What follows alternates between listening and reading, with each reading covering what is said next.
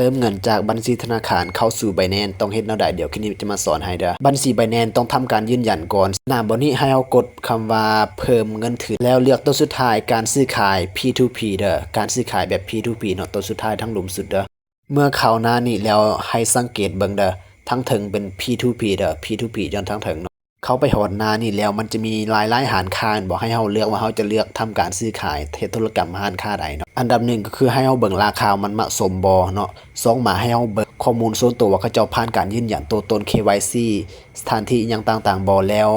การซื้อขายที่ผ่านมาจักคนสำเร็จจักคนจากนั้นที่เขาเจ้าโอนไวบ่โอนซ่าบ่อีหยังต่างๆให้เราไปกวดเบิ่งรายละเอียดพวกนี้เลยเนาะเป็นสิ่งสำคัญเพราะปัจจุบันมีสาชีพเข้ามาโคตรหลายเลยเนาะ Binance อยู่ Binance ก็มีหลายสมควรเนาะหลายคนเคยโดนหลังจากที่กดเบิ่งราคาแล้วก็ข้อมูลส่วนตัวแล้วเราเต็มใจจะซื้อขายกับผู้นี้ผู้นั้นแล้วเนาะให้กดคำว่าซื้อทางเบื้องขวาเนาะสีเขียวเนาะกดเข้าไปเห็นหน้านี้เนาะนี่เป็นบอนปอนจำนวนเหรียญหรือว่าปอนจำนวนเงินกีบที่เราจะซื้อเนาะอาจจะกดโดยลาวกีบหรือว่าโดย USDT ก็ได้ตัวใดก็คือกันเนาะถ้า USDT ก็จะต้องกดจำนวนเหรียญที่จะเติมลาวกีบจะก็ปอนจำนวนเงินกีบว่าจากแสนจากล้านเนาะต่อมาที่สำคัญก็คือจะต้องเบิ่งจำนวนจำกัดของเขาเจ้าอย่างเช่นเห็นบอนหนังสือน้อยๆอยู่ลุมนะคิดจำกัดก็คือประมาณ 9.11 ดอลลาร์สูงสุดแมน450ประมาณ451 ดอลลาร์นี่นะถ้าเจ้าโอนหน่อยกว่านี้ก็คือเขาจะบ่รับเติมถอนเลยเจ้าต้องโอนประมาณ9หรือว่า10 ดอลลาร์ขึ้นไปเนาะคอยจะเติมประมาณสมมุติว่า4แสนเนาะคอยจะได้เหรียญที่คอยจะได้รับประมาณ18เนาะ18.17นั่นบ่4แสนก็คือมันกายตามที่เขากำหนดไว้หรือคิดจำกัดนั่นเองเนาะเขากำหนด100เจ้าเติม90เขาก็บ่รับเนาะหรือว่าให้เจ้าไปเลือกห้างอื่นไปเติมห้างอื่นที่เจ้ารับจำนวนน้อยธนาคารที่เราจะเติมถอนมื้อนี้ก็คือ BCL1 เฮาผูกมัดกับบัญชีวินิไว้แล้วเนาะเฮาใส่อันนั้นเรียบร้อยแล้วโอเคจากนั้นก็คือกดวางคำสั่งตัวสีเขียวอยู่ลุ่มเนี่ยเด้อหลังจากนั้นคือให้วางคำสั่งเลยถ้าเรากดจำนวนเหรียญที่เราจะเติมเนาะ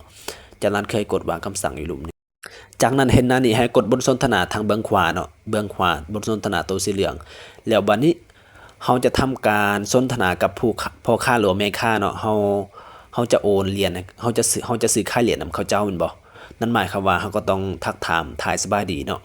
ให้เขาเจ้าโอนเหรียญมาให้เฮาเนาะเขาจะขอ QR เด้อซึ่งตอนนี้เฮายังบ่ได้เหรียญเถื่อเฮาจะขอ QR นำเขาเจ้าให้เขาเจ้าส่ง QR แล้วเฮาจะโอนเงินประมาณ4เสียนที่เฮาใส่ในเมื่อกี้เนาะทุกคนยังจือบ่4เสียนที่ค่อยวาง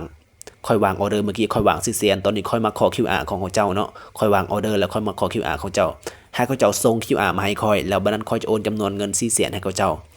ถ้าสำเร็จเรียบร้อยแล้วเนาะค่อยจะแคปจอตัวนี้นะไปส่งให้เขาเจ้าแล้วให้เขาเจ้าปล่อยเหรียญออกมาเพราะว่าค่อยโอนเงินเรียบร้อยแล้วเนาะซึ่งตอนนี้ค่อยทำการโอนแล้วเด้อแต่ว่าค่อยบ่ได้ถ่ายไว้เนาะค่อยโอนเรียบร้อยแล้วเห็นบ่4แสนตามจำนวนที่ค่อยวางออเดอร์เด้อค่อยโอน4แสนตอนนี้ค่อยส่งเรียบร้อยแล้วค่อยโอนเงินจำนวน4แสนให้ลาวแล้วค่อยบอกว่าค่อยโอนแล้วเด้อสินะเมื่อกี้ค่อยขอ QR เนาะตอนนี้ค่อยโอนเงินให้ลาวแล้วค่อยบอกว่าโอนแล้วปล่อยเหรียญได้เลยเนาะปล่อยเหรียญได้เลยตอนนี้ลาวได้ครับเงินกีบแล้วเนาะตอนนี้หลังจากที่เราโอนเหรียญให้เขาเจ้าเรียบร้อยแล้วเนาะหลังจากที่เราโอนเงินกีบให้เขาเจ้าเรียบร้อยแล้วเนาะพอต้องการเหรียญบ่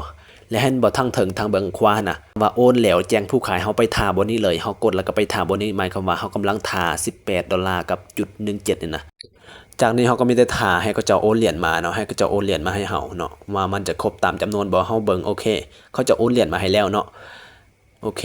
ตอนนี้ก็คือทางบวกทางลบหรือว่าเขาเจ้าผ่านการซื้อขายนำเขาเจ้านั้นดีบ่ดีเจ้าก็คอมเมนต์ไปถ้าบ่คอมเมนต์ก็บ่เป็นหยังเนาะเฮาไปเบิ่งเหรียญว่าเขาเจ้าเติมให้เขาหรือบ่เห็นบ่ก็คือเข้ามาเรียบร้อยแล้วเนาะเห็นบ่ตัวอยู่นี่เนาะเฮามาเบิ่งเหรียญ USDT เนาะเห็นบ่ 18.17 เนาะเขาเจ้าโอนเงินมาเรียบร้อยแล้วปัจจุบันเฮาโอนเงินจากบัญชีธนาคารเนาะเข้าไปสู่ Binance เป็นที่เรียบร้อยแล้วเนาะหากสนใจบ่ใดหรือว่าบ่เข้าใจสามารถทักถามส่วนตัวได้เนาะ